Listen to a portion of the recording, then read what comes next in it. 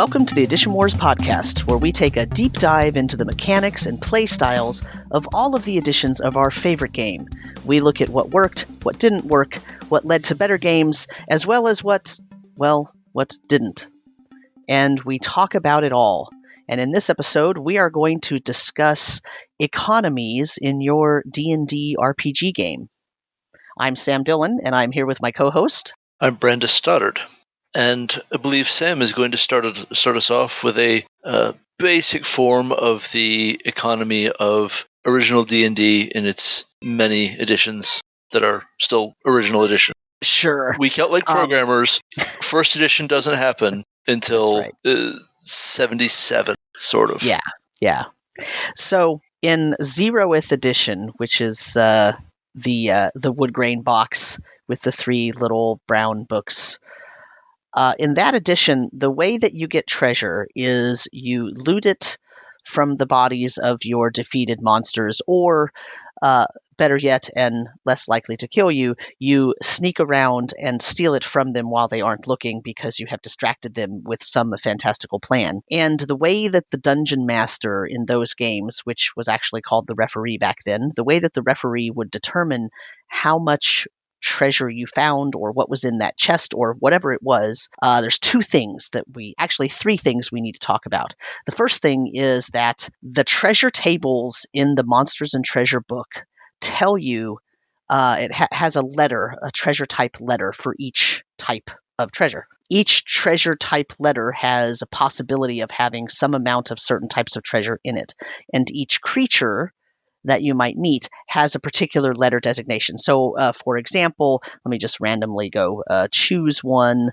If I go back up here to the table at the beginning of the book, there's a table that tells you, for example, that Gorgons are, they usually come in number appearing groups of 1 to 4. They have an armor class, a certain movement rate, a certain hit die, and they have a 50% chance of being in a lair. So if you find a Gorgon lair, there's a 50% chance that there will actually be 1 to 4 Gorgons in there.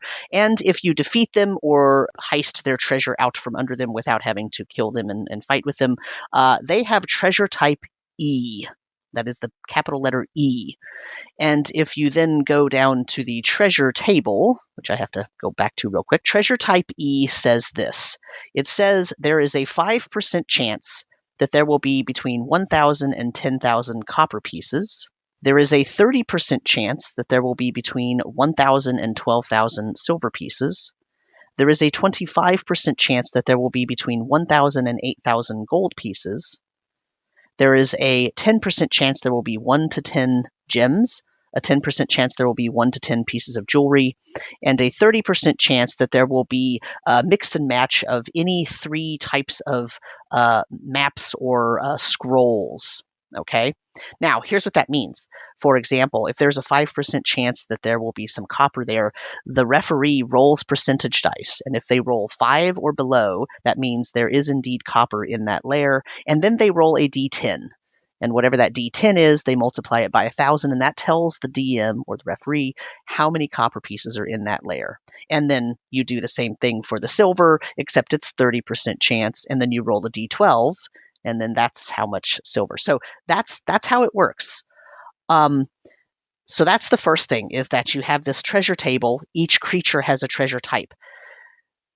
The second thing was something I already said, and that is that in this particular version of the game, there weren't very many types of creatures that had individual treasure on them. Most creatures in the game, you had to find them in their lair, or you had to find their lair to steal their treasure. The only types of creatures that had individual treasure on them, for example, are bandits, which might have 2 to 20 silver pieces each. So that's the second thing. So the first thing is there's this big table. Each creature type gets a treasure type designation.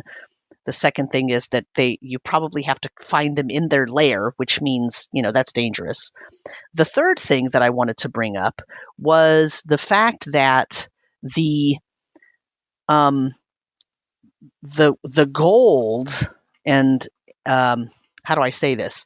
The conversion from gold piece to silver piece to copper piece to electrum to platinum is slightly different in this edition. This is something that I don't think I knew. Yeah, so in this particular, in 0th edition, okay, 1 gold piece is 10 silver pieces. Okay, fine. And 1 silver piece is 5 copper pieces. Mm. And electrum is half a gold, and platinum is 5 times. So Wait, okay, platinum is 5 times?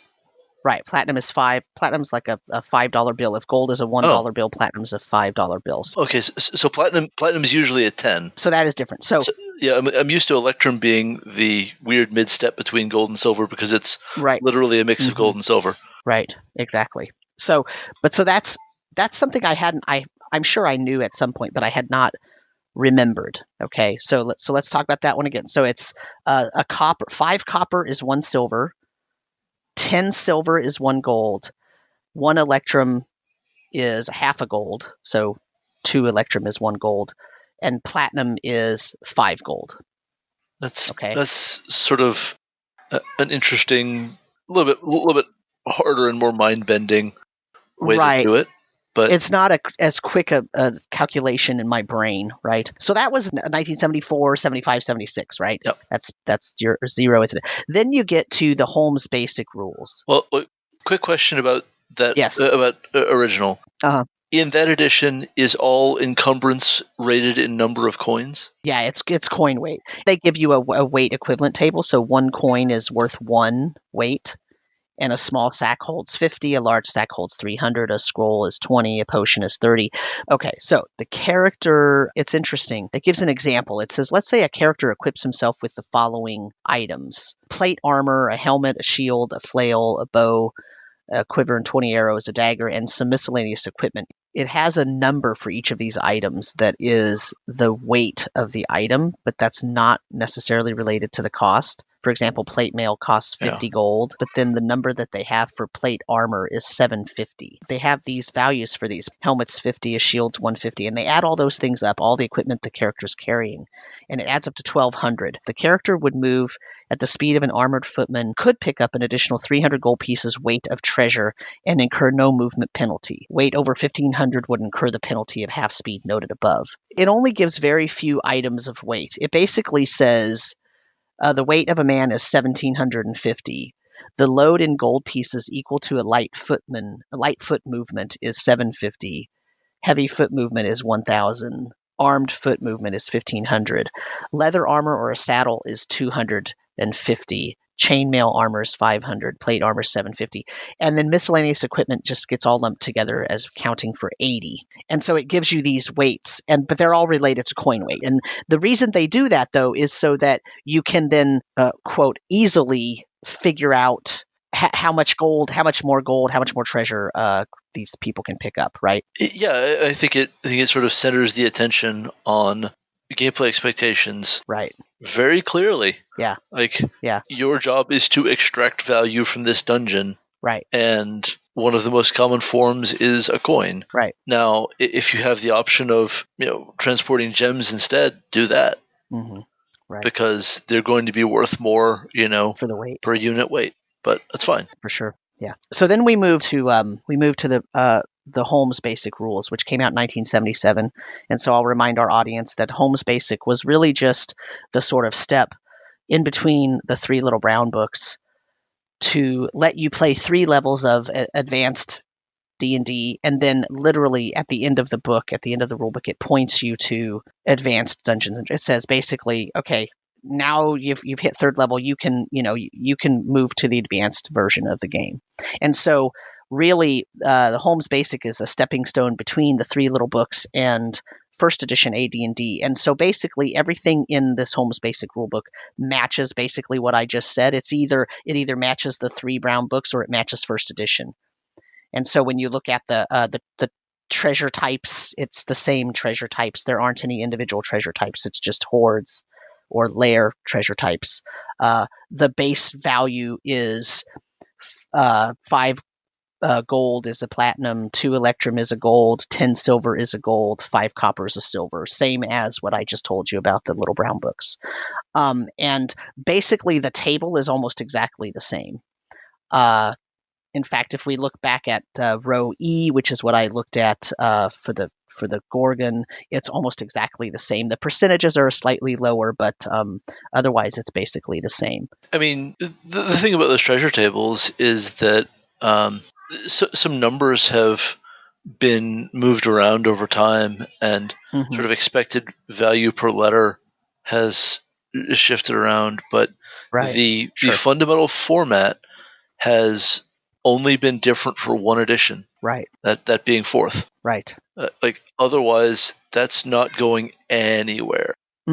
Right. The numbers have changed on the table, and the conversion of coinage has changed, and the way that encumbrance is presented changed eventually. But ultimately, this type of basic layer gold value, treasure value per creature has stayed basically the same. So let's move quickly through the other basics. So then there's BX Basic. And BX Basic has the same kind of idea. It has all these treasure types, but what it does is, for the first time, it introduces an individual treasure type. So now, instead of just being letters A through I or A through O that are meant to represent what you might find in the lair of a creature, the game recognizes, some individual creatures or creature types might have gold on themselves without having a giant lair, right? Yeah. So you get now treasure types P, Q, R, S, T, U, and V. So previously the table didn't go through that many letters. It only had letters, either A through I or A through O. And so that's a change, but basically it's the same. The gold conversion is the same, except now 1 silver equals 10 copper. In the last two, we had a silver, I believe, equaling 5 copper. And so now finally they have bumped that up so it's a little easier. So 10 copper is a silver, 10 silver is a gold. So those are going to be the three most often used, at least at the lower levels, right? And then 2 electrum is a gold, 5 gold is a platinum. So they popped that up. The same basic idea stands. The same basic thing that you do, the same coin weight issues, the same, everything is basically the same. All they did was adjust the tables to provide an individual listing of treasures that you might find on a single creature or a single troop of creatures rather than in their lair, and they adjusted the coin value. And it's sort of funny to me how accustomed I, as a gamer, have gotten really very early in my gaming career to easily sort of base 10 currency. Electrum isn't a problem. I don't have any trouble calculating Electrum. Right. But at one point I went to a LARP where the money was base 5 and my head melted. I just couldn't deal with that shift without an enormous amount of thought. It was completely unreasonable how much difficulty it gave me. Yeah. I will note also that the encumbrance changed a little bit because the encumbrance now actually is listed as coin weight. So rather than having in the 0th edition, it's just sort of this random number that is thrown at you, and there is a correlation there, but here there's a table that specifically gives you the direct correlation to your encumbrance, the coin weight, and treasure you're carrying. Yeah. And this was 1980. So, 0th edition is 1974. Holmes Basic is 1977.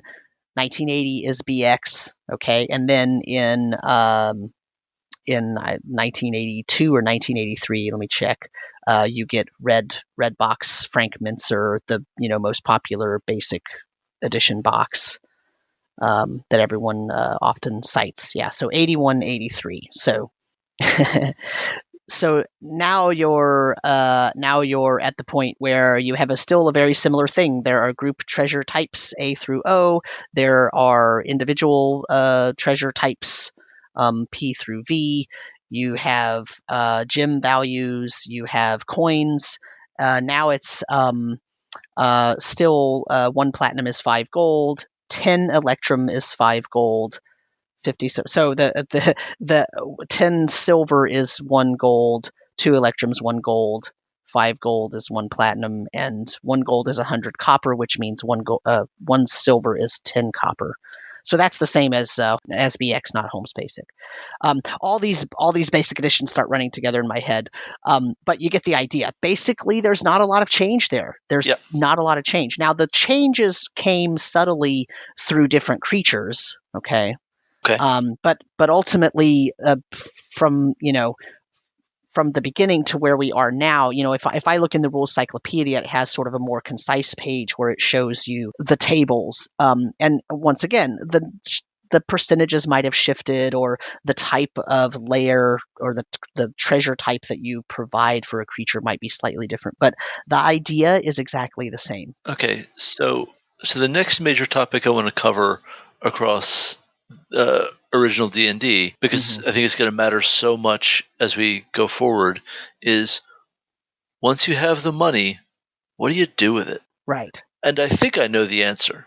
So I'm gonna toss out an answer, and you'll tell me how far off base I am. Okay, let's hear it. I think that until you get to BECMI, you do two core things with it, and then BECMI is here to give you a third major thing. I think the first thing you do with your money, it really as early as possible, starting cash if you can manage it, is you hire people to take hits for you. You're hiring hirelings and henchmen and so on to do things you can't do and to die in your place as much as possible. Right. Yes. The dead cost nothing, to quote Patrick McGowan. And I think that's a huge part of the expectation of where your money's going to go. So the funny thing is that probably diminishes as you have more money, because you're going up in level and you can take more of the damage. You can do more of the actual work yourself. The other main thing I assume you do with it is to pay for training. Having accrued the money, you don't have to keep it just to keep your XP, but I assume you do have to spend a lot of money for training. Is that a significant part of outlay in early editions? I don't remember if there was training cost in the 3 little brown books. I can't honestly remember. Also remember though that remember the other thing that's happening with the economy here in these older editions is gold equals XP. Yeah. You absolutely need the money to gain the XP. You need the money, but right. Once you've captured the money, you don't lose the XP when you spend it. Right. That's correct. But also remember that I sort of assume the game expects your wealth to kind of be a score that mostly goes up, but also that you do spend money for some things. Right. And remember though that for example in 0th edition you couldn't gain more than one level, right? Yeah. At a time. So you couldn't find a treasure hoard that had a bazillion gold pieces worth of treasure in it and suddenly become 20th level. That didn't happen. Right. And so so you would accrue all this gold and only a small portion of it would have actually been needed to level up, and now you've got all this gold left over. Right. And what's interesting about that is that it pushes a lot of game balance and game design onto the treasure tables. Those need to actually be tuned in some way to match up with creature power. Right. That's another thing that's going to fluctuate edition over edition in how important it is and why it's important. Yeah, so the one thing that you could spend money on is magical research. Right. Okay. Right. So even way back in 0th edition, you could do magical research. Nice. So you have to invest time, and so both magic users and clerics may attempt to expand on the spells listed as applicable by class. This is a matter of time and investment. The level of magic required to operate the spell, determined by the referee, dictates the initial investment. An investment for first level is 2,000 gold pieces. Second level is 4,000. Third level is 8,000. Fourth is 16. Fifth is 32. Sixth is 64. Time required is a week per spell level. For every amount equal to the basic investment spent, there's a 20% chance of success cumulative. An investment of 10,000 gold pieces in order to develop a new first level spell, for example, has a 100% chance of success after 1 week. So, yeah. Right. Okay. We definitely see spell research as part of play going forward. Oh, yes. Though yes. How it factors into play and what you have to do to achieve it really is all over the map. Right. And we covered that pretty heavily in the 12 Days of Christmas when we looked at high-level campaigns and spells and magic. There is an investments section in Book 3, Underworld and Wilderness. Oh, look at that. Construction of castles and strongholds. Wow, I forgot these rules were in here. Oh, no, you know what? I didn't, but I just wasn't relating it to this book at the moment. There is this wonderful picture on page 21 of here I'm being a great podcaster again, talking about a picture. It shows you, it has all the pieces of a castle drawn, and it shows you the name of them, how big they are, what they look like. Like, for example, it shows you what a barbican looks like. It shows you round and square towers, curtain walls, small towers, gatehouses, and it has these prices and whatnot attached to them, and it shows you like size, right, which is fascinating. And then it talks about hiring specialists to help run everything in your castle or stronghold. Yeah, so there is something to spend your money on. I am delighted by the explanation of each section of a castle. Right. Yeah. Because let me tell you, growing up, I had so many books Yeah. that explain each portion of a castle, Right. and I loved every one of them. Yeah. They just never included prices in gold coins, which is weird. You'd think, like, right. Come on. Yeah, no This kidding, is practical stuff that I need to know, guys.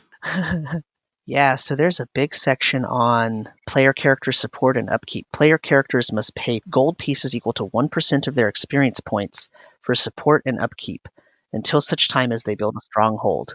There it is. If the stronghold is in a wilderness area, all support and upkeep costs then cease. If it's in a village or town not controlled by the player character, then the support and upkeep payments must continue.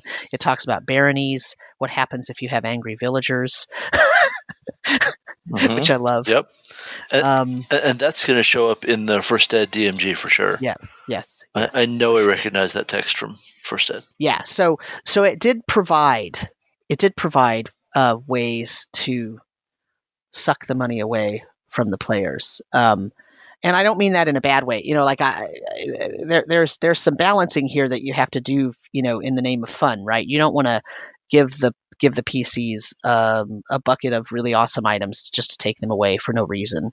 But the game itself is structured to make it so that there is something to make the PCs have to spend money on if they want to progress any further in the world and in the game. And those things continue. And you mentioned BECMI and the Rule Cyclopedia, because that also has, the companion set. So it went basic, expert, companion, right? The companion set, which is the teal colored box, has the great siege warfare rules and the building your stronghold rules for that particular edition, and exactly, it's extensively detailed about how much money everything costs. It really is. So companion is actually the one part of BECMI that I own and have read in detail back when I was doing my history of domain management rules for Tribality. I picked up a copy of that. Well, my wife got me a copy of that, I should say, and I poured through it, and I was impressed to discover, I would say, that it actually holds up really well. You could adapt the structure and concepts of companion forward to second or third or fifth, and probably even fourth, and expect that to pretty much go fine.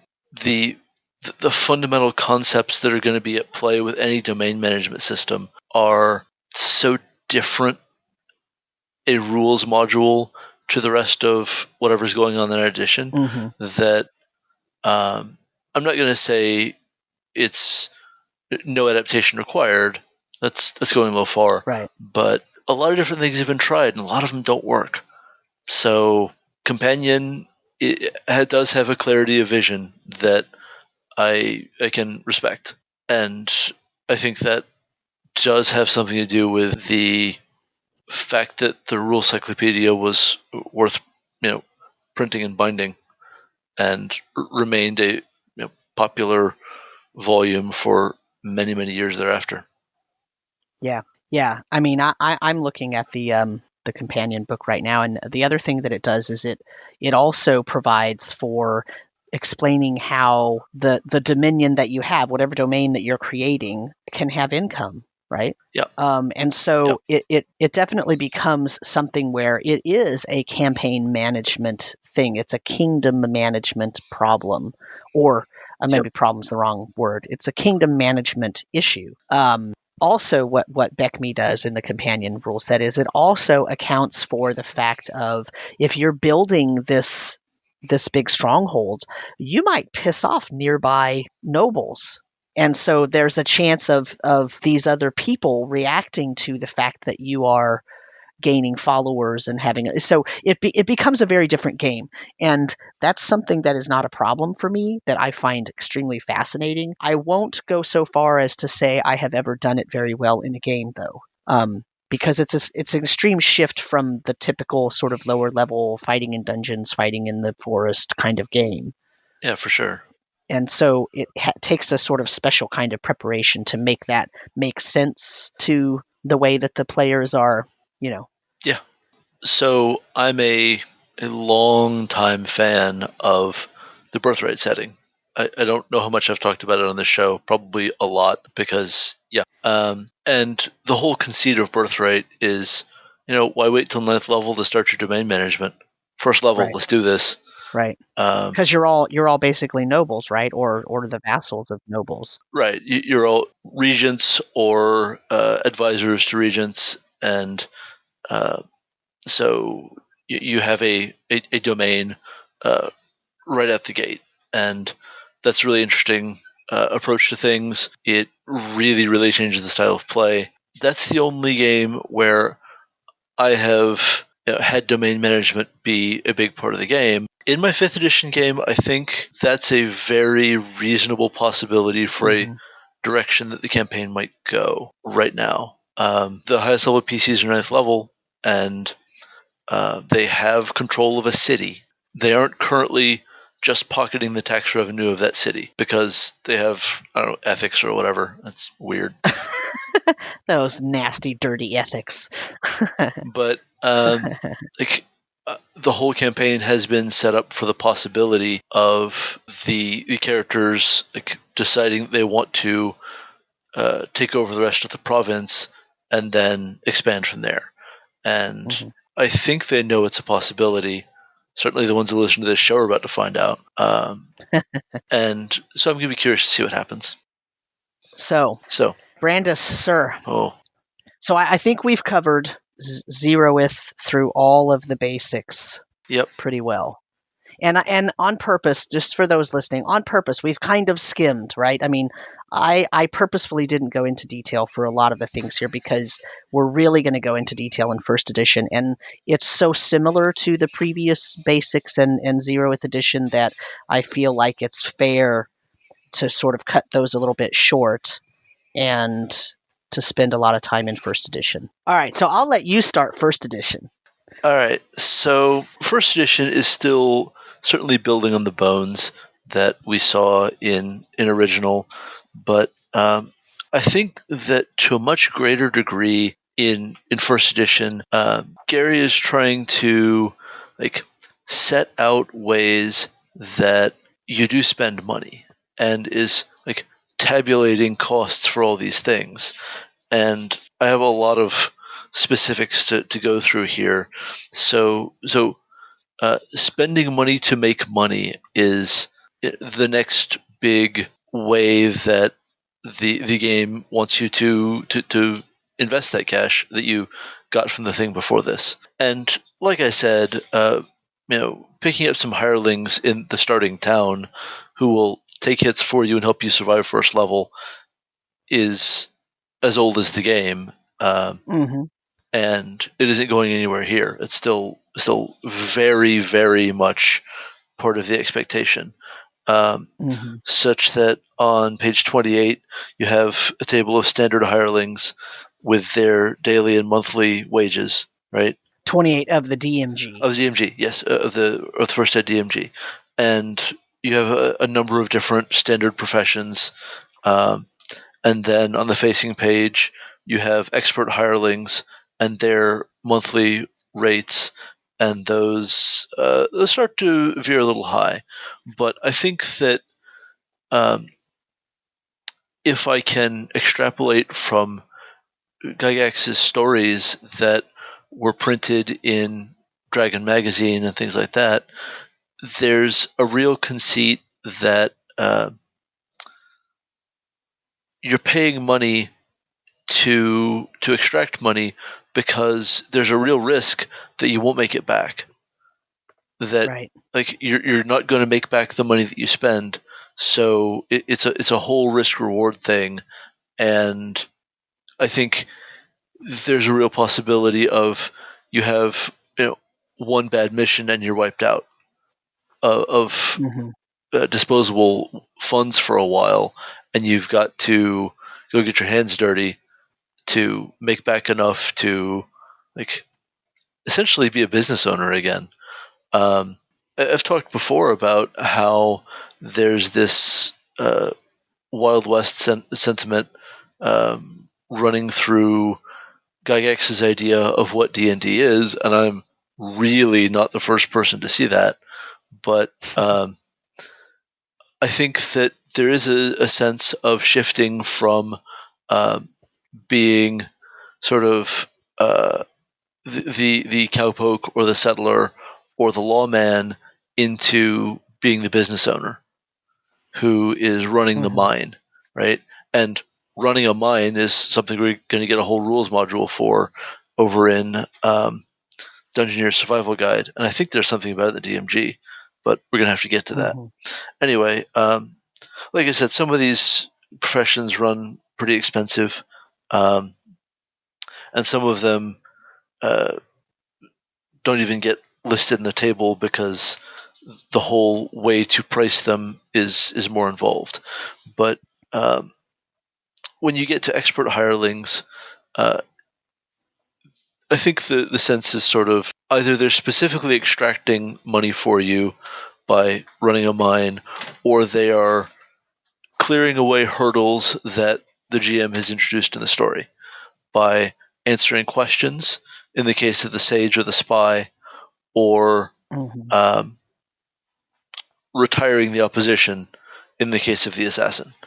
The assassin doesn't make it into this table, but if I recall correctly, we're going to get to a whole section on hiring assassins. I think so. It gets its own several pages. Yeah. It's amazing how much there is on just hiring a sage. Yeah, so here you go. The assassin spying table is a thing. All of this is about the economy and what PCs are going to do to spend their money.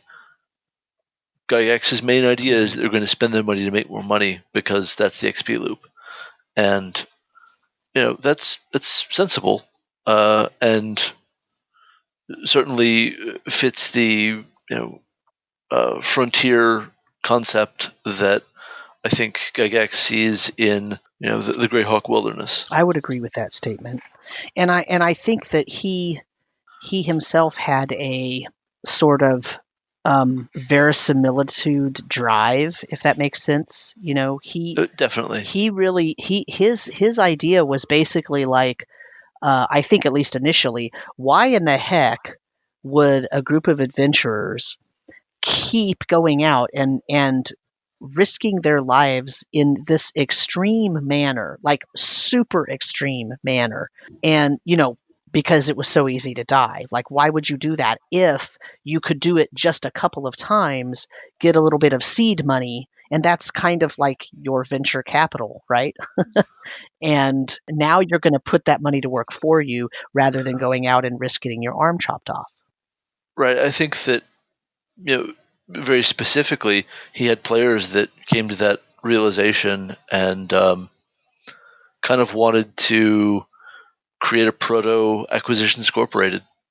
Yeah. I think that was kind of where a lot of his players' imaginations went, because each adventure did have such a high risk of instant death. Right. Right, because save or die is a real big part of the game. Mm-hmm. In Gary's conception, and so risk mitigation in this case is making somebody else do it. Right.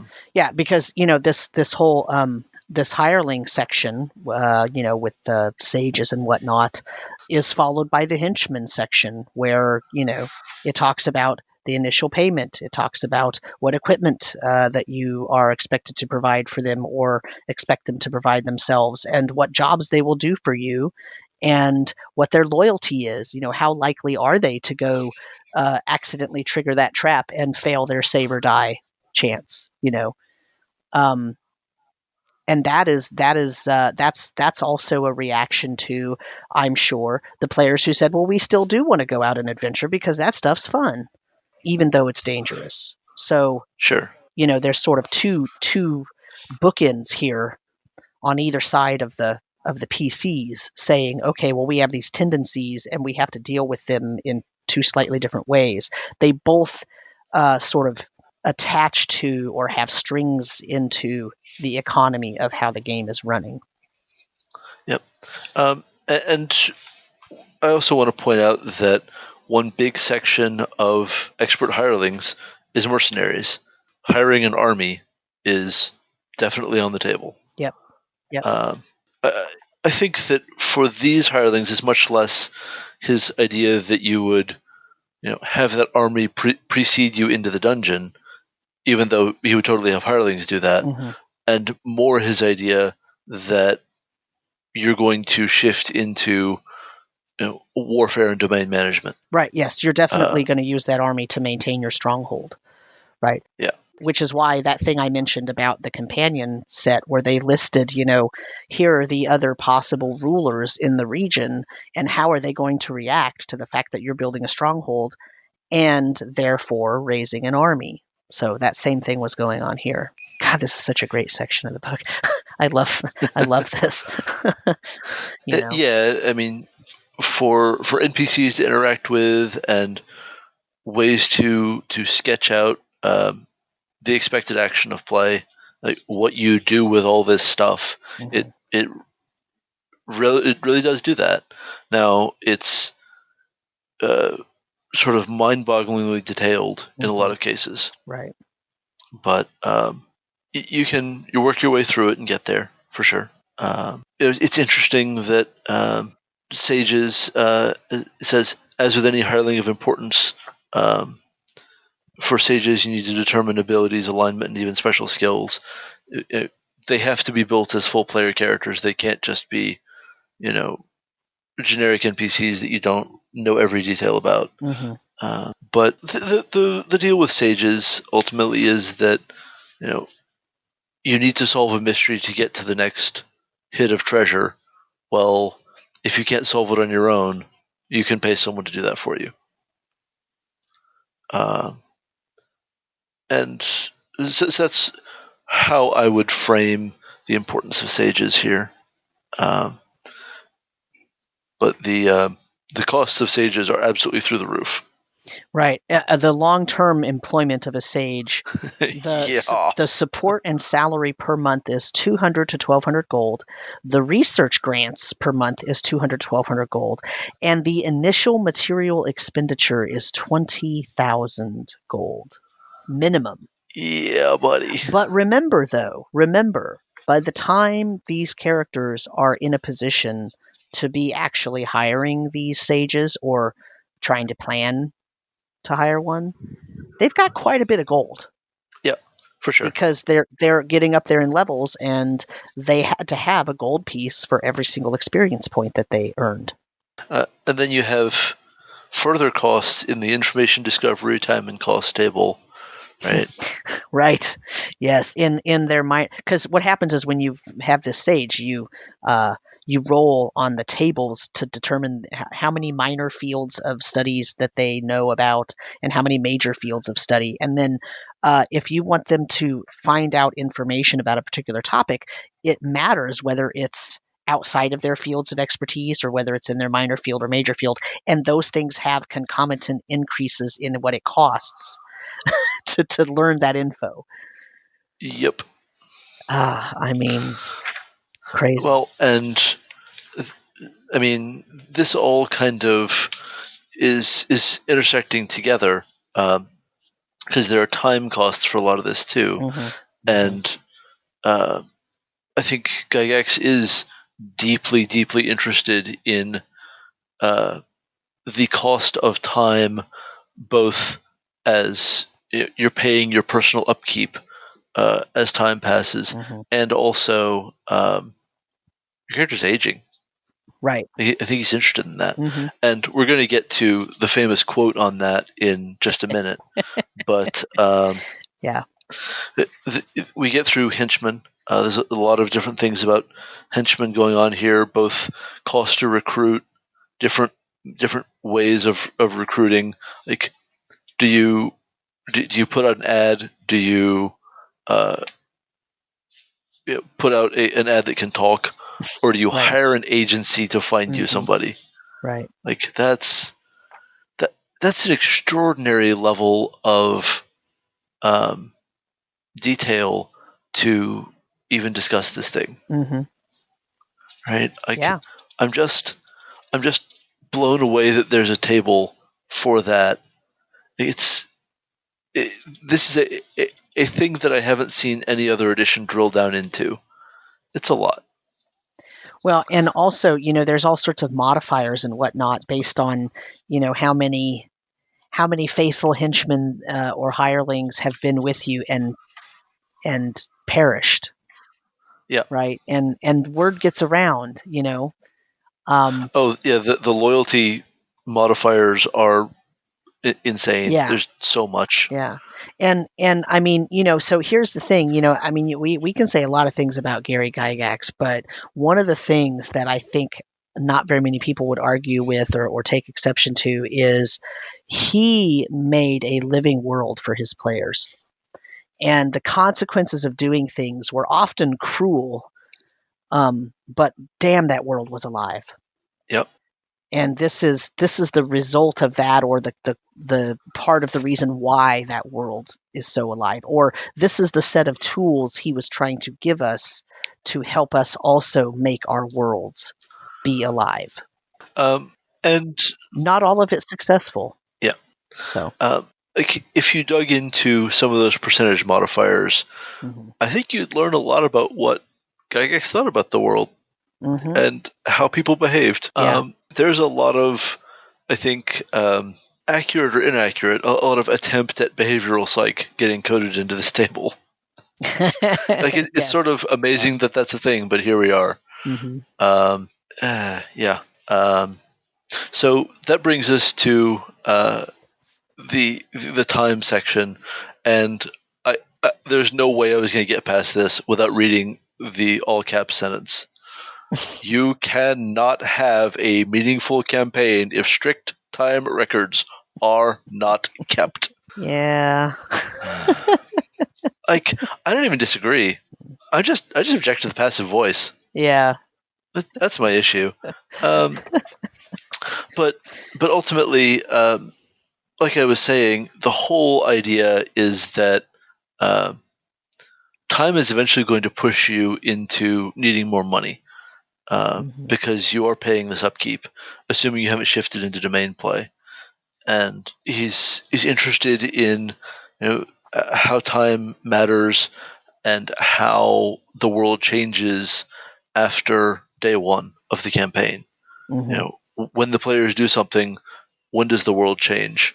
Well, that should be as realistic within the unrealism of D&D as can be attained. Right. And something that my campaign makes me really appreciate here is the section on some penalty must accrue to the non-active, but on the other hand, the overactive cannot be given the world on a silver platter. So what he's talking about is how he was running the campaign. He had a larger group of players and characters than were playing any one session.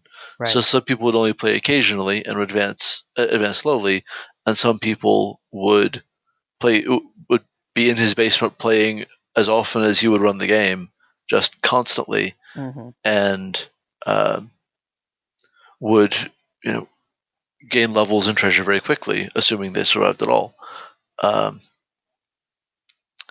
and he's wanting to make sure that people who haven't been able to play in a while are still paying some upkeep, which it's a harder argument, but aren't unable to return because they've gone into debt from their upkeep, which should be rough.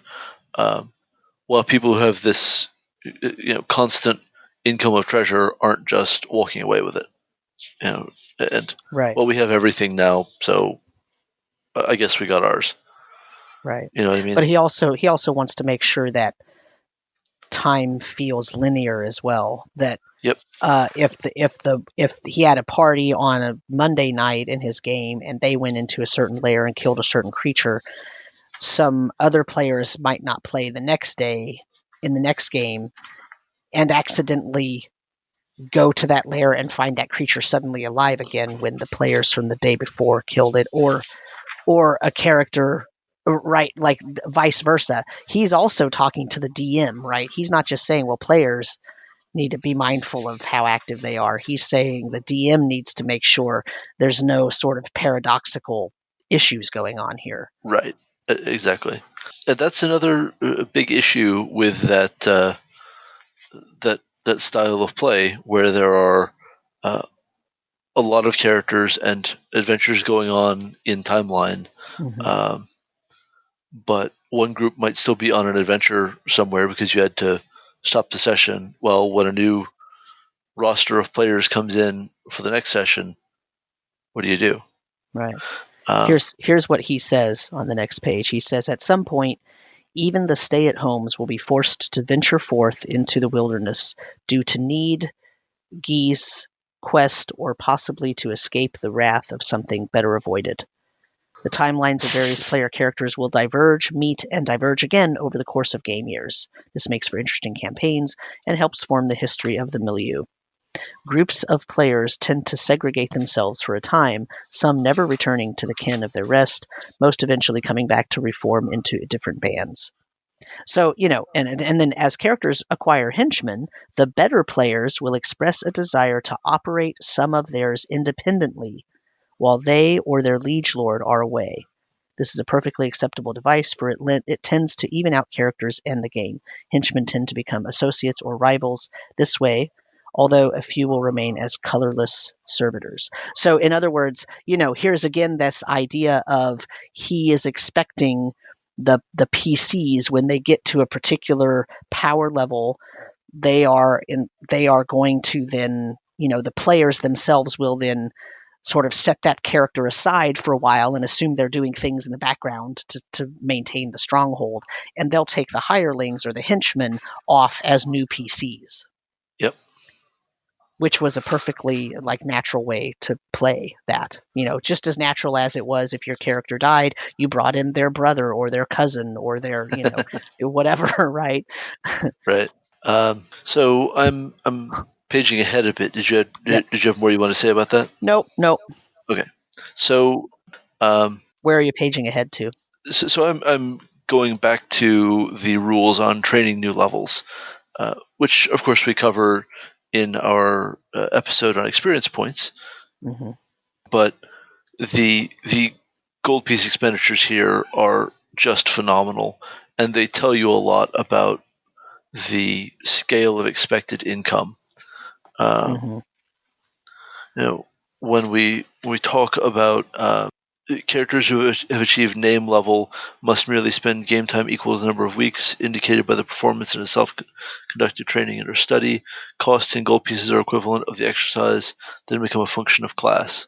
So your number of weeks of training, as a reminder, is about the GM's judgment of whether you have played your class appropriately, Mm-hmm. and that's real weird. But the rest of it is a number of thousands of gold pieces per level per week.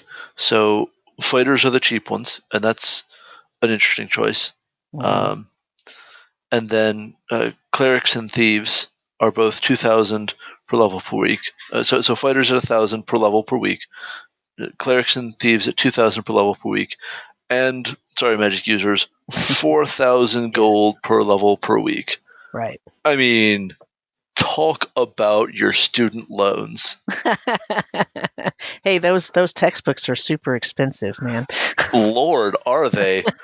Like, you are importing those textbooks from where?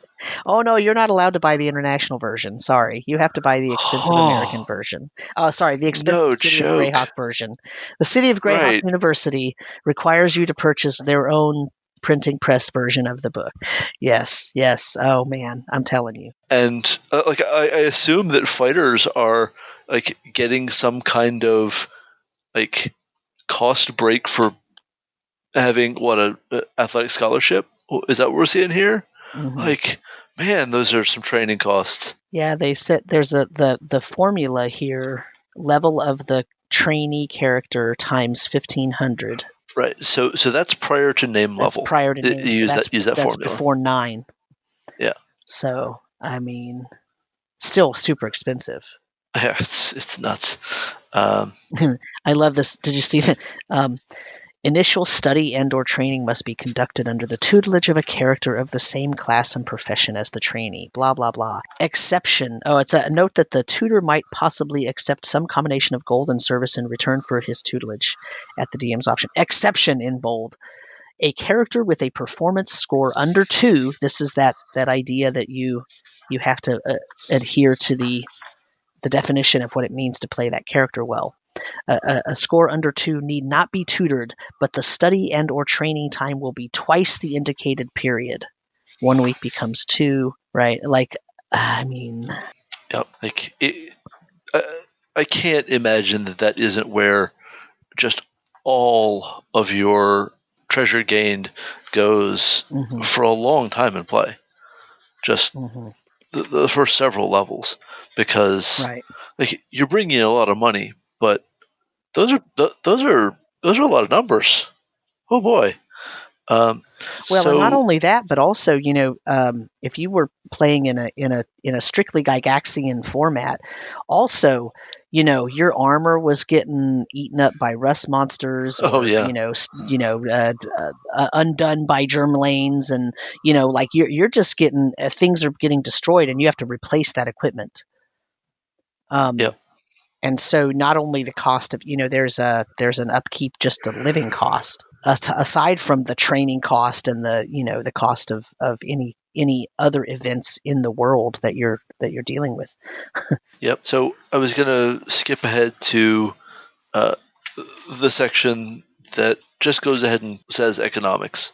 Like, Yes. It's a many page section. Yeah. Starts on page 90 for those of you following along at home. And it's a lot of theory. I mean, this is DMG as persuasive essay. And so, but remember though. So let's step back for a second and talk about what was happening in the RPG industry at this time. Right? Sure. There was this enormous explosion of people playing D&D, and role-playing games were a brand new thing. So this was the advice book. You couldn't just log on to Google and put a few search terms in and whatever. This was it. This is what you had. And Dragon Magazine, Strategic Review. Well, and a few other things, right? And obviously Sly Flourish, right? You have Sly Flourish to go to, right? And Sly Flourish, because yes, because he's been around since right. I mean, heck, he always tells me I'm older than dirt. But anyway, but you know what I mean? Like, so this was it. So in terms of like the persuasive essay, partly that's, high Gygaxian, right? That's just his way. But partly it's because he is really trying to persuade people and teach people, here's the right way to play the game. Here's how to play the game. Now that the right way, quote, right way, we can have a whole conversation about that. But in his mind, as the person who's trying to basically say, okay, now that you've all had a little bit of a taste of the player's handbook and the monster manual, let's really talk about how you do everything else that could possibly be in the world. And here it is. Yeah. And a lot of this section, the first big section, I want to say, is duties, excises, fees, tariffs, taxes, tithes, and tolls. Yeah. and it's brutal. Yes. It's interesting that it doesn't get summarized as a table, considering that those tables are, Gary's favorite trick in layout. But Yeah. instead, there's a paragraph that has all of these percentages that are just there to nickel and dime you right to death. Right. I mean, but then he says, so wait, let's hear his own words. If the gentle reader thinks that the taxation he or she currently undergoes is a trifle strenuous for his or her income, pity the typical European populace of the Middle Ages. They paid all of the above, tolls being very frequent, with those trying to escape them by use of a byway being subject to confiscation of all goods, with a fine and imprisonment possible also. Every petty noble made an extraction, municipalities taxed, and the sovereign was the worst of all. So, I mean, Yeah. once again, this is his conception of the world, right? That Yep. that these people live to rob you by taking taxes, fees, duties, tithes, everything. And that's just how the world is, and that's how the game should run. That's his idea. Right. I've been under the impression that Gygax was a libertarian, and this would certainly give you that impression. Mm-hmm. I mean, this reads to me like the Thénardiers in Les Mis. Mm-hmm. Yeah. Right. Yeah. Charge them for the mice, extra for the lice. Yeah. Yep. Yeah. It is just brutal. Yeah. It certainly explains why you want to establish your own stronghold and start doing it to other people. Yeah. Like, just go ahead and be part of that system. Be horrible. Yeah. Here's a great thing too. Diplomatic types have immunity from duties and tariffs as regards their personal goods and belongings. There we go.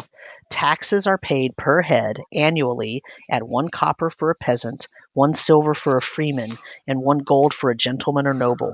Most foreign residents are stopped frequently and asked for proof of payment, and if this is not at hand, they must pay again. In addition, a 10% sales tax is charged to all foreigners, although no service tax is levied upon them. And then there's a section on getting money changers for when you go into foreign lands. Right. Other places don't use foreign currency. Your gold crown is not what they use. They use the golden wing. That's what they call it, and it looks different, and it's got a different amount of gold, and they do not accept yours. So, yeah, I mean, and that's a 10% rake right to the money changer. That's the PCs in my game have to do that, so I can't get too mad. I actually think that's a way to make it so that you have a system where you're not bartering everything, but it still seems a little bit realistic, because it cannot be the case. If you play a game where you have different political factions in your game and different kingdoms and different regions, it can't be the case that everybody got together and decided to use the same currency. No. No, they didn't. That's not, I mean, yeah. So right, like, though at a certain point, like, oh, I have an old Roman coin. Well, when was it from? Right. Do we accept that currency or not? Right. Yeah. Well, of course, but I mean, it's an easy way to say that a nation or kingdom wants to have control over its own currency and taxation rates. I hear the argument to realism here, but I also find it very, very easy to picture the malicious glee on Gary's face as he bleeds you of a little more coin. Sure. Yeah. Oh, trust me. You will almost never catch me making an argument from realism here and saying that that's why we should do something. I just think that particular currency exchange is an easy way for a DM, any DM, not just Gary, to take money out of the player's hands. Yep. In a way that seems kind of like, well, that kind of makes sense that some other countries would not use the same currency, so we have to deal with that in some way. And then it doesn't feel as bad as, oh, well, we're taxing you, right? And every time you turn around, we're charging you a fee. Like, that feels punitive. right? Extremely punitive. Whereas, if there's an exchange rate with a fee attached, I don't know. This kind of stuff only comes up for me if I play a really, really political game. Like if I have lots of factions that are politically motivated. Oh yeah. And so yeah, it's. I think it has a time and place, I guess, is what I'm saying. I mean, jumping over to placement of monetary treasure, which is just another well, that's a description of what this episode is about. Sure, Right. Good job, Gary. Well, let's read the first two words. Wealth abounds. Yeah. I love it. Well, there's another first sentence of a paragraph that, like, how can I not read this out loud? Because it's sort of a huge part of the episode. A brief perusal of the character experience point totals necessary to advance in levels makes it abundantly clear that an underlying precept of the game is that the amount of treasure obtainable by characters is graduated from small to large as experience level increases. Yep, that tracks. Yep. That is 100% what the game expects, and hope that works out for you, because otherwise the game really is gonna start dragging. Yeah. Whoa. Yeah. But like there's a lot of discussion here about how to build a horde and not have your campaign just break down, like including a specific invocation of Smaug's horde in The Hobbit. Yep. Like one of the really very few times that you see Gary invoke the professor and not, Fritz Lieber or Robert E. Howard. And I'm skipping ahead a couple of paragraphs, but here's a great sentence coming out of the mouth of Gary Gygax. Another nadir of dungeon mastering is the killer dungeon concept. These campaigns are a travesty. They are a travesty of the role-playing adventure game, for there is no development and identification with carefully nurtured player persona. I mean, really, Mr. I wrote Team of Horrors? Yeah. Right? Yeah, we have to have a talk with them about, I don't know, maybe Gary. Yeah. Gary, you know what you did. Yeah. I mean, okay. I mean, we could do a whole episode on Gary contradicting himself in various dungeon articles and whatnot. So I love that. I love that it's just right here, right in the first edition DMG, I mean, published, so early on in the history of the game. And, there it is right there, right in front of him. And he even admits, look, in 1979, we've had the game going for 6 years, and, but really what it's saying is tournament modules are different from a campaign. But I love that he says they're a travesty. It's a travesty of role-playing. It's hilarious. Yeah. And right, he has nothing good to say about a Monty Hall game, but defining a Monty Hall game is a pretty hard idea, considering how much money you have to be receiving to advance. So there's a section here that it's horrible, but I can't let it go. It's one of the most just, wow, you wrote that sections in all of this DMG, but peasants, serfs, and slaves. Yeah. The book is really operating on the assumption that the players will, like, include captured slaves that they put to work in their domain. Oh, that does not seem good. Oh, no thank you. Yeah. I mean, he has the sentence in here, they are chattel. I mean... Right. If a rising does occur, the player character must suppress it as soon as possible. Oh no.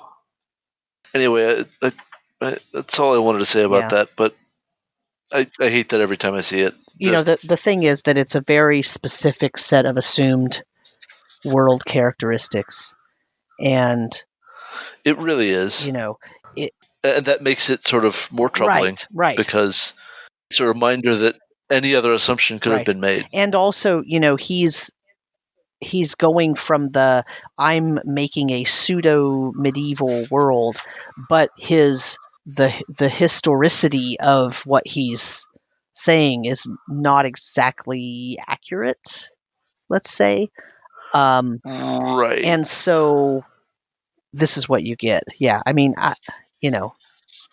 I'm not trying to throw the guy under the bus, but neither am I sort of letting him off the hook because, even in the late 70s when this was written, it was possible to have a different view of slavery and the sort of traditional feudalistic societal ideas that he's talking. It was possible to have a different view of those words in the 1870s. Well, I know, but I'm just saying specifically when this was written. I'm definitely, I'm not letting him off the hook just because, I'm not allowing for it has to do with the time he grew up or whatever. Like I don't allow that. No, I get you. That reasoning for making it okay. It's not. Right. But it is something that needs to be addressed if you're going to run a campaign where the party is maintaining a stronghold. Do you pay your people or do you tax them? Do you let them own the land or are they working your land? Right? But those questions I just asked are neutral questions. They don't imply slavery. Yeah. Right? Whereas he comes with the assumption of serfdom and slaveholding. Right. So anyway, yeah, we can move on. Right. So the next time we get a lot of discussion of money, it gets into the cost per spell to have an NPC cast a spell for you, and a lot of these are going to be cleric spells because you got hurt or cursed or whatever, poisoned. You need to get to a different plane, so there's a lot of different things you might be paying a priest to cast for you, and they're incredibly expensive, but it's fine. You're accessing a spell that your party's casters didn't otherwise have available. So sure.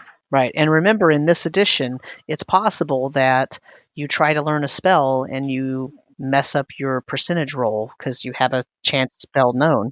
Wait, do clerics have that?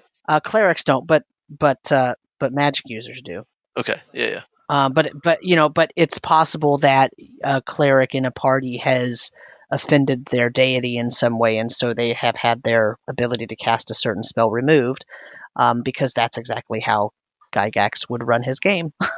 So. Well, right, and atonement is 500 gold pieces per level of experience of the recipient. So there you go. That's what's going to cost you. That's right. Exactly. I mean, indulgences, here we come, right? Right. Yep. And oh yeah. Then there's a whole section on building a castle, like you'd expect. Mm-hmm. A very detailed piece by piece cost in gold pieces. It goes down to the level of what you pay for an arrow slit. I would like to observe that an arrow slit is an absence of stone. That's fine. Yes, but you have to cut it out of a stone, so there is, the labor's always more than the actual item. It also gives you the cost of a secret door, 2 feet wide by 4 feet high. And I'll have you know that murder holes are much more expensive than secret doors. So just so you know when you're making your castle. I have feelings about the idea that the Barbican at 4,000 gold is less than the cost of 1 week of a 9th level magic user's time while he's training. Yeah, right. It's 1/9 of it. You could build 9 Barbicans for the cost of a week of your training time. Mm-hmm. What? Right. Right.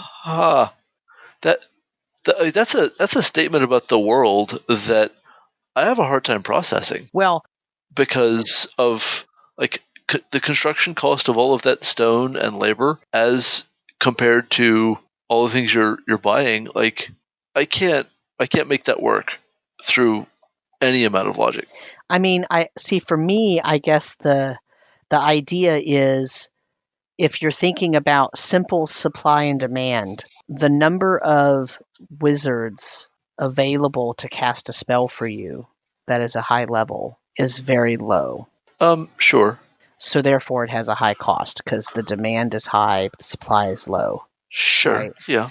But for the stone, the demand is met by the supply, so the cost is moderate, especially if you're going back to using serfs and slaves for part of the labor. Yeah. You can't use a serf or slave for part of the labor for anything that a wizard is doing. So in a sort of nefarious, nasty way, it makes sense in my brain, as long as you're going to make the statement about the world that sages and wizards and magic knowledge is rare. Yeah, that's fair. If it's not rare, then it doesn't make sense. You know, I mean, that's the only reason that doesn't strike me as something that seems really out of whack. No, that's fair. That's fair. So there are a number of other things that cost money as we go on. I think that we've covered a lot of the big interesting ones. All the magic items here have gold piece sale values, which at least implies that you could buy and sell them, though I'm not really clear on how intended that is. Right. Have you did you catch on page 114 the holy or unholy water receptacles? I saw that, yeah. Did you see the platinum basin cost? That's those are some numbers. Yeah. Like 100,000 here and 100,000 there, and certainly you're talking about real money. Whoa. And like the sheer volume of holy water that you're creating at that point is, I have a harder time understanding why you need that at that point. Well, let's think about what that would do to the world, though, right? So we're talking about economies. There's an economy to healing as well that we haven't really talked about, right? True.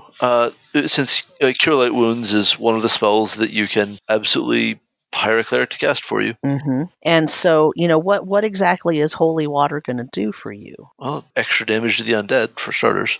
Right. But so Cure Light Wounds is 100 gold pieces. Cure Serious 350. Cure Critical 600, and then Heal is 200 gold pieces per point of healing. Wow. Yeah. It's a good time to get a party member to cast it for you. You'll wait. It's cool. Wait. I don't need those 3 hit points anyway. It's okay. Oh, the natural healing overtime rules are certainly brutal. Yes, definitely. Shocking, maybe by today's standards, I think people might say. Yeah, I would agree with that. But I do find it interesting that any scroll can be sold in the open market for 3 times its experience point value. Nice. And protection scrolls specifically sell for 5 times their experience point value. I mean, if you can buy them at that rate, then that certainly is a quick explanation of where you could get new spells in a hurry. Mm-hmm. Yep. Let's see. I'm sure. Because, I mean, so we're not talking about protection from good and evil. We're talking about, protection from demons, protection from devils, protection from lycanthropy. So, yeah. But anyway. So, I'm sure there's something crucial that I'm missing as I skim through the rest of this book. But probably me as well. But I think that is the main of it for economy in this book. There's a lot more material on how to run the game, but that is that's the economy of this book. So what we've seen is both a discussion of world building economics and treasure placement in the world economics, and then a whole lot of discussion of different costs and things you might want to buy and things you might be forced to pay. With all of that, let's say, earned money, seized money, property. I think that what this book really teaches us, looking at it from the eye of, I'm flipping through, I'm just generally speaking, I'm flipping through and just looking for things and seeing if I can relate them to the economy of the game world. What this book actually teaches us is the economy and how money is received, obtained, and how it is spent tells us almost everything about a setting. And I think that's something that is not really, if you're not looking at it from an economic viewpoint, if you're not looking for the economics under everything, you don't see that. And I don't think that that's something that most people are looking at when they're first thinking about a setting. But as soon as you put in economics, it tells you so much about what's expected in terms of behavior. Yeah, I agree with that. I think that there's more more pressure to bring in money in this edition than in second and fifth, because money is your advancement to such a great degree, and money is your survival. I think that second is going to keep some substantial amount of money is your survival, while mostly dropping money is your advancement. Right. Um, Although for rogues, remember, they still get... that's my mostly. Yeah. Rogues definitely are a caveat there, no question. And I do think that economics is a major through line here of what goes on. And what I do want to talk about is I want to jump over to the Dungeoneer Survival Guide. Okay. And I know that you also want to cover something in Unearthed Arcana. I'm looking at it. I'm just looking at what they, Okay. what if it has anything in it. But yeah, go. I do not have the Dungeoneer Survival Guide in front of me, so you're driving the bus on that one. All right. So my wife and I picked up a copy of this this past year at Gen Con, just to flesh out the collection. And there's a lot going on here, but there's one thing in particular that I wanted to talk about for the economy, and that's the section on mining. There's a whole bit on building mines and the time that it takes, the quality of gemstones that you're going to extract, and there's a table for the product of the mine, and then there's a table for ore quality and gemstone quality, and there's a section on smelting ore and all of this stuff. And the through line here, as I was saying earlier, is that the purpose of earning all this money is to enable you to extract more money. This is a complicated form of investment, because while you might have to go on an adventure to clear out your mine, and that's pretty fun. Let's be real. That's a good time. Right. It's a good example of the game economy driving the story, which is, I think, the ultimate payoff and fun, is when you do something with the economy that drives story, Right. and then the story turns around and feeds into the economy. Right. That's exactly the goal. Anyway, there's a bunch of stuff here. You're going to be spending just buku money to extract all of this stuff. There's a bunch of stuff on inherent hazards, issues of hireling loyalty. I mean, I've been listening to Old Gods of Appalachia, which takes the horrible dangers of working in coal mining and tones it down to merely being mythos entities. Right. That's a wonderful horror podcast for anyone who isn't already listening to it. So, but I love the section on unnatural hazards here. Perhaps the excavation of the mine has penetrated some long-forgotten burial ground, awakening its hideous undead denizens. Perhaps maybe deep-dwelling monsters have become concerned about the penetration of surface dwellers so far into the earth. I mean, at this point, why wouldn't you just quote Lord of the Rings? Delved too greedily and too deep. We're done. That's it. Right. That's it. That's the pitch. Right? Yep, exactly. I wonder if there's what's in the... So that's the Dungeoneer's Survival Guide. I wonder what's in the Wilderness Survival Guide.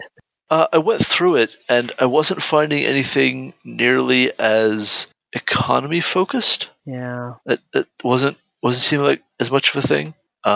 I do want to say that so the Unearthed Arcana, it doesn't have a huge amount. I mean, it has some new equipment, and that has cost and all that. But that's not the thing that that I want to mention. The thing I want to mention is that it talks about it introduces a social class and rank structure. Okay. Yeah. Yeah, which also includes And he doesn't do anything simple. So it's lower class, middle lower class, upper lower class, lower middle class, middle class, right? It's all 9. Right. Okay. And then there's a birth table to determine your place of birth, of course, because the firstborn male is given more rank and all that kind of stuff. And it has a ton more, sort of pricing and sale values for different items that previously were not listed. And it has where'd it go? It has, because this has illusionists and some other magic users spellcasting issues going on, it actually has a cost for getting those types of individuals to cast for you. Previously it was, we talked about all the cost of getting clerics to cast spells. Well, there's a cost of casting spells if you want an illusionist to come and cast an illusion. But other than that, there's not. I mean, there's the treasure section is huge. I mean, it's tables and tables and tables of new things. But it's also, a lot of it's very mundane, right? Like scale mail +1, scale mail +2, split mail +1, split mail +2, +3, +4, shield +1. So nothing too fantastical there. I think that's all I need to say about this. It does introduce the Cavalier class, which has a lord or liege that they are supposed to be attached to in some way. So it does kind of play with the idea of eventually, building your stronghold, because a cavalier is, going to have sort of different requirements at the beginning and whatnot. But I think we've basically covered all that. So I think that's it. Yeah. So right. OD&D and 1E are sort of a piece in terms of economy, because we're going to mostly drop the treasure as XP concept going forward. The sheer volume of income is going to drop off Right. pretty sharply. So the game is going to so what we're going to see in future episodes in this series is that second edition still gives you some things to spend money on and still has spell research and such and domain management as options, but it is not feeling anywhere near as much need to drain your coffers because it hasn't built them up as much.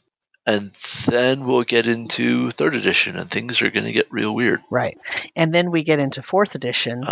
And fourth edition is kind of doing what third did, but more so to me. Well, what I was going to say is it's weird in a different way. Yeah, that's not unfair. Because of the magic item economy is just whacked. Yeah, I think that I would say that both of those see gold as a separate kind of XP track toward improving your stuff again. Yeah. But we'll get into all that next time. So thank you very much, everyone, for joining us on this episode of Edition Wars. My co-host Sam, Dillon, and I always enjoy getting to talk to each other, and we really appreciate hearing from you. So what do you think, Sam? I definitely agree with that statement. I hope everybody's enjoying this. I feel like this topic really goes well with the last topic, which was experience points. And the reason it goes well is because of how gold and experience intertwined in these older editions. But it is a very interesting leap that occurs and a very interesting change to the economics of the game that occurs when we get into the older editions. But yeah, we don't have time to do that right now. So that'll be the next episode.